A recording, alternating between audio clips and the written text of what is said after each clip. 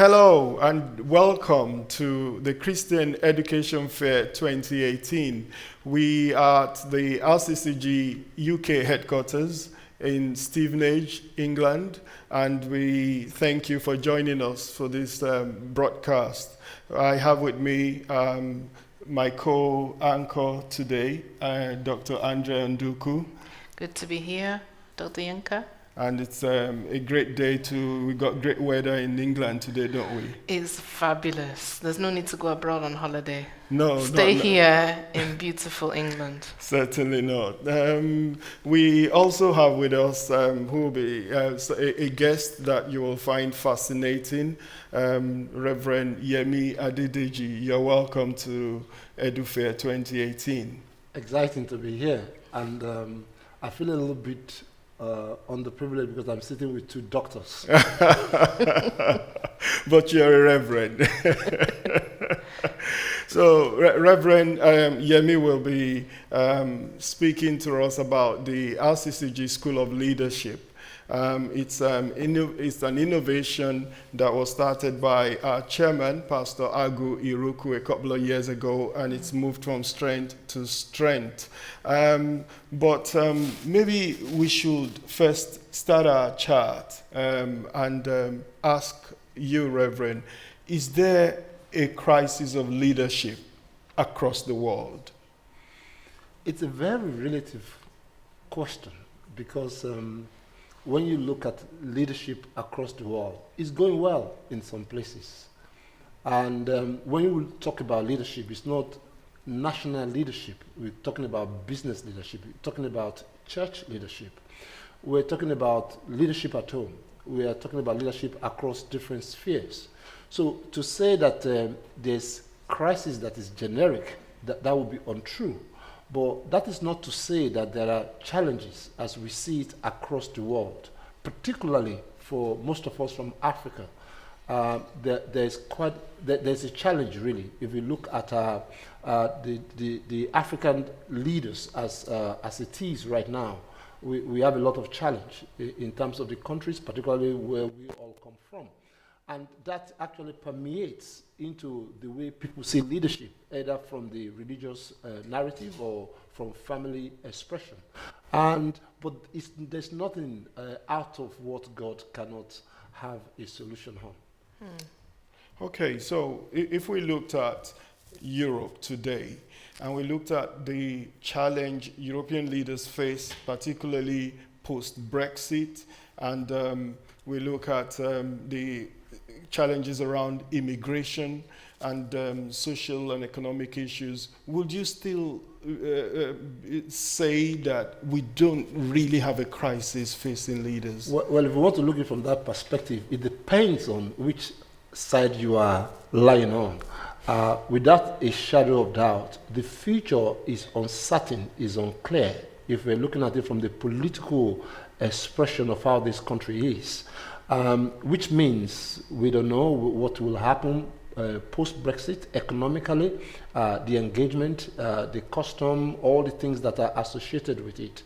With those who are key to the government, who are resigning, it's more like they are losing confidence in the leadership, and the leadership is trying to strengthen her position. So it's a bit threatening for those of us who are citizens of this country, thinking, what does that look like in terms of a direction of leadership in this country? Because what affects Britain actually affects many other countries across the world. So if the upper level is a bit dislocated, it affects the others who are joined onto it. But like I said, we pray that God's direction, God's guidance, God's wisdom will lead our leaders into the right place in which they need to be. Okay, to bring it home now to our world of faith and religion, what's the state of leadership in the Church of God today? What would you say is the state of leadership? Well, it's a very, very, very deep question, because when we talk about the state of leadership in the Church of God, it depends which continent are you dealing with, which country are you dealing with, what denomination are you dealing with. So it's a very, very big question. So and then it would be unfair of me to make a decision for areas where I'm not particularly. Okay, let's talk privy about to. United Kingdom. What's the state of the church, church leadership in the United It's Kingdom? very challenging, without a shadow of doubt. It's very challenging. I was at a meeting last week which says a Methodist church closes, one Methodist church closes every 3 days. The Anglican Church loses about 12,000 congregation members by death every year. United Reformed Church is like challenging even to exist. And you see this across churches. Not only that, the level at which we are having what we call the Christians who are not in church anymore, but who are at home. Statistics says there are about 51% of Christians are now at home, not going to church. Now, if you actually look at the percentage of those who are regarded as non-religion in this country, they are now 60%. That is, they are not Christian, they are not Muslim, they are not anything, but they have aligned themselves to be non-religion. Now, that is actually different to what this country used to be, or will have been about 5 or 10 years ago. So if you want to go statistically, unless God brings intervention, it's not a rocket science. What would that look like in the next 5 to 10 years? So if we're talking about challenges and crisis at hand, I think we are. But the spin about it is this: God always works when all chips are down, so that his name may be glorified. Andrew? Yes, I was going to say, Reverend Yemi, that with these challenges you're describing, it's not as it used to be. So things can't be done the way they used to be. So I'm guessing that the 21st century leader in the church needs to be different than before. Absolutely. So can you outline some of the ways that maybe the way we've been doing it before is not going to cut it anymore? What's the difference? That is very correct. The leadership expression in which most of us, okay, let me narrow, I don't know whether you want me to narrow it down to our African, black, ethnic, or leadership generally as in a country, because they will have different angles to it. I think if you can cover as many angles as you can, because I know our viewers are going to be from many Okay, different let me take it nations. from our own context, where we are from African, black, Pentecostal, whatever we call it. The way our leaders in the past lead suits the context of culture, context, and where we're coming from. The worldview in their world and the worldview in which we live now is totally different. Which means that what gets people to follow them is not what is going to get people to follow now. We live in a world where technology has become so open and has opened up people to all sorts of information. We live in a world where being dictatorial really doesn't impact people, because we live in a postmodern world where there are choices of alternatives for many people in terms of the decision they want to make.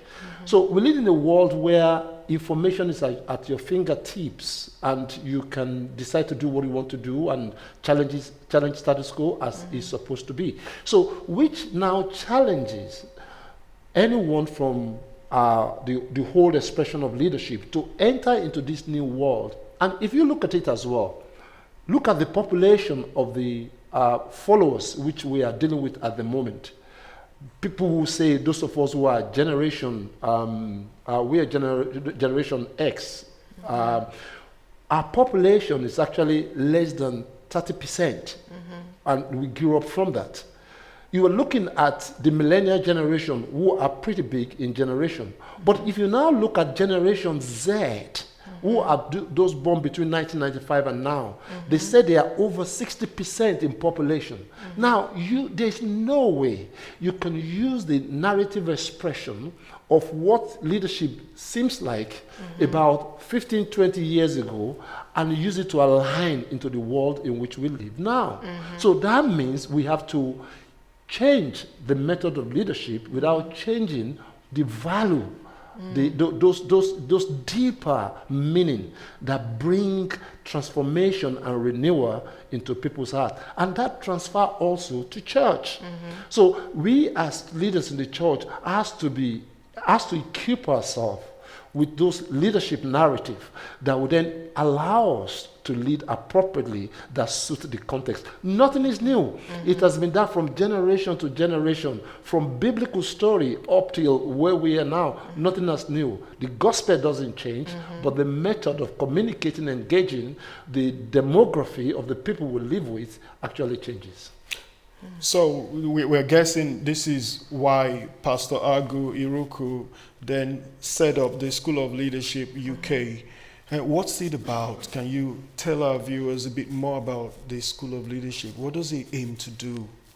Well, you will also know that the most fundamental thing that our church leaders need now is to understand leadership per se. Because no matter how spiritual you are, if you are not a good leader, you'll be anointed to the tilt, but you will empty your church. You must combine both. And leadership is a skill that you have to learn. And so we understand that if you equip people with the appropriate leadership skill, they will be able to express God-given grace upon them, at the same time lead people in the appropriate way. So things like insecurity, domination, manipulation, and all sort of things will be eliminated because information have now allowed you to be the very best of yourself. So the School of Leadership is then created to create opportunity for our leaders to be equipped, to be resourced, and then to be empowered, and then to certified that we are what they've been taught. So we now created series of different leadership models for our leaders. For example, we've just finished a particular a session this year which covers leading self, leading others, and leading an organization. Good. So we came to conclusion that you can't lead anybody unless you lead yourself. So we explore things like emotional intelligence and all that sort of things. And then we moved it to leading others. That is, how do you lead your team? And then we kind of think through about then how do you lead your church as an organization? But it's a module that will run not only this year, but will also run next year with a bigger overarching conference, which we're going to have in October this year. I thank you, Reverend. I had the opportunity to attend the London Center training for the 21st Century Leader, and I found the breakdown of the training so helpful. You know, there was this first bit that talked about leading yourself, then leading others, and leading the organization. And I think that's a message that needs to go out to many of our other faith organizations. What efforts are being made, Reverend, to ensure that all levels of leadership within the church are trained? Because my sense is that this is targeting more of pastors. Is it? Well, the main focus on this particular module is not particularly for pastors alone. The remit around it says for leaders and their leadership team. We came to conclusion when we were trying to put these modules together that if all we do is just to train the leaders, the pastors on their own, it will not give the right effective output. But if leaders bring their leaders, so together we are learning, together we are challenging ourselves, together we are being provoked, and together we are seeing what the future will look like by going back as a team to unpack what we've learned and then deconstruct to reconstruct what will be the future of where we want to be. So I guess because of time factors and all that happened this year, next year we're going to populate it quite a lot so that we get a lot of emerging leaders, young leaders, those whom we call leadership team of each church. You know, they can then come around, work in groups, work as a team, and then go back to then find the right thing, the right way in which we work for them. I know Andrea is itching to jump in I here, am. but I just want Reverend to follow up on something you said now about emerging leaders, Yes, about young leaders, about millennials. Yes, Now, we seem to have a challenge in the church today. Most of the demographics in the church, most of us are aging. We were born in the 60s, in the 70s, and you've got this young, new generation who have to take over leadership in the church, but there's a sort of disconnect. So how do we address this? Well, it's not particular to RCCG or to a particular denomination. It's generic. And it's not only in this country. It's across the world. It's global. It's called, some people have given it so many times, it's called the millennial have left the church, or the gap of the millennials. I guess what actually happened will have been that period of disconnect between the postmodern ideology that entered the world and the church not being sharp enough to connect with it. Now, there have been a lot of research that has been done about the millennials, why they've left the church, or what they want in church. One of the things we could do for us as leaders is to explore the information that are available out in there and engage with those thinkings that have gone across. The Banner Research Report have done an amazing job in America. And then Emerging Leaders and the gaps and the space have been done by Evangelical Alliance. The Tier Fund have done quite a lot. So those information, they are in there for us. But those information will not be useful unless the leadership, that is individual church leaders, are able to open up to embrace the young ones into part of what the future will look like. For example, what are those things that millennials says are challenges for them? One, they don't want to sit on the sideline. They don't want to go through, I am a minister, a deacon, and a pastor. They want to jump in from day one and be part of what what it is. They are not looking for title. They are looking for value. They are looking for they are looking for responsibility that will bring outcome into them. They're not going to be so culturally engraved as we were in what we do, which some of us might find very disrespectful or insultive. They also they want to challenge things as it is without trying to go round the bend and all that. And for them, research have discovered that integrity of say your yes is yes, your no is no, is important. And those are the things that many of us will find difficult because of background, because of context, because of culture. And the way they dress, the way we dress is different. And so all these things, when they see that it doesn't fit in within the world in which they are, their music, everything is different.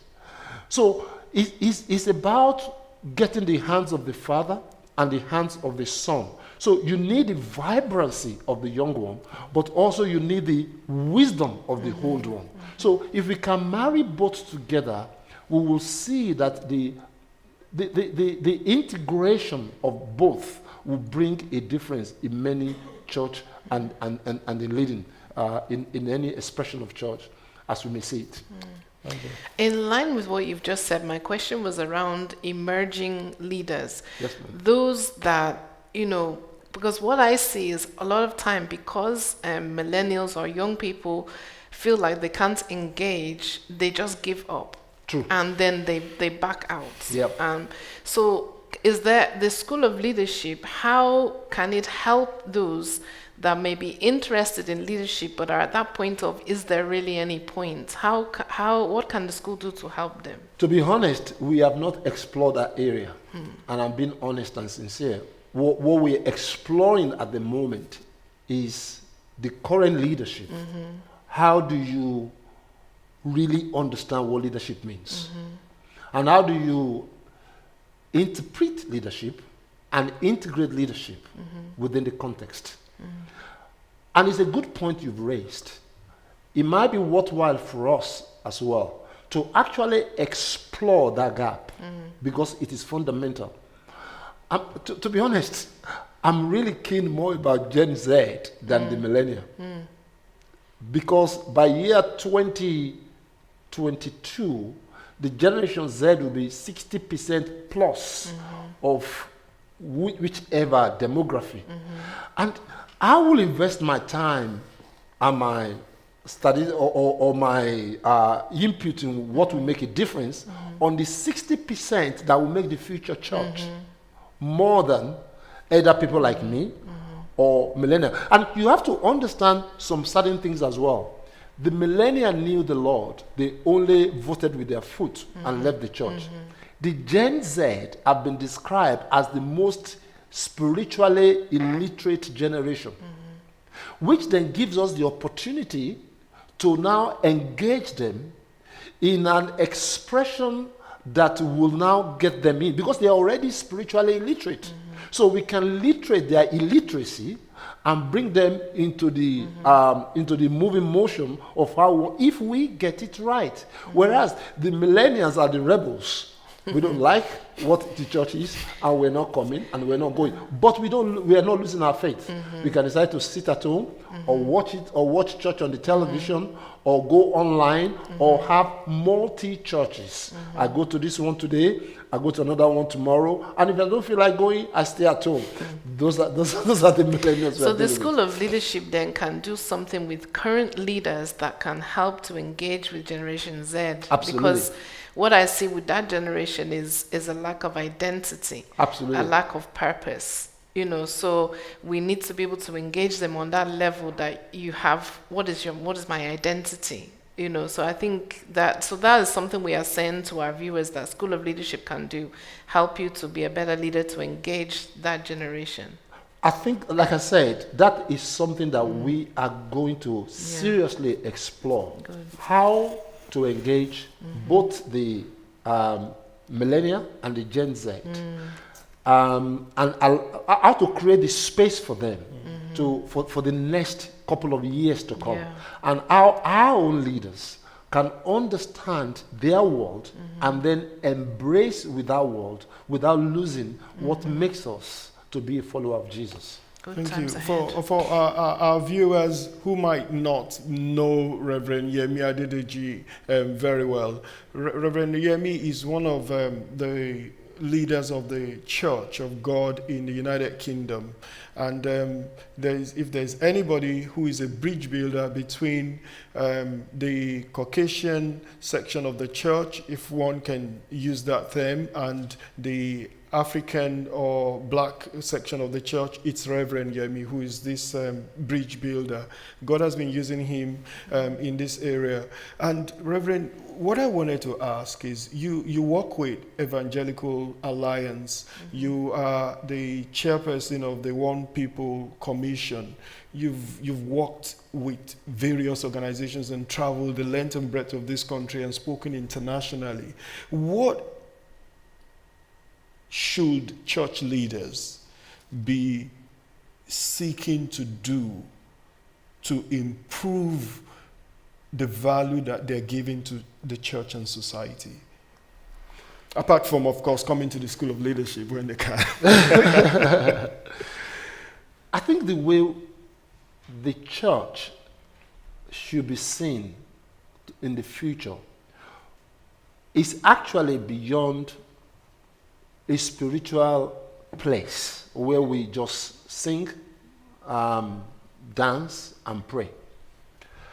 I think there are people in church who are given that gift, apostolic gift or the prophetic gift, who are called to be pastor. But not everyone.